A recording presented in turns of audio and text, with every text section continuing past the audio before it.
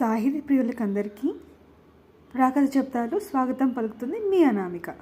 ఈరోజు మనం సత్యం శంకర మంచి గారు రాసిన అమరావతి కథల గురించి మాట్లాడుకుందాం. ఇందులో మొదటి కథ వరద. అందులో భాగంగా చిన్న brief explanation in this short మీకోసం.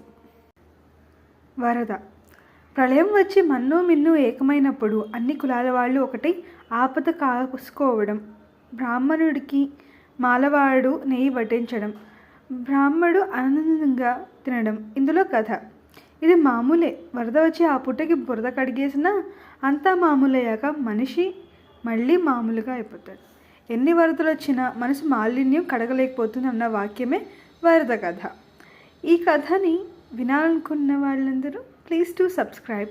కథ మొత్తం వీడియో రూపంలో మీకు అందజేస్తాను. ఇట్లు మీ అనామిక. రాకథ చెప్తాలో మీకోసం వెయిట్ చేస్తూ ఉంటాను.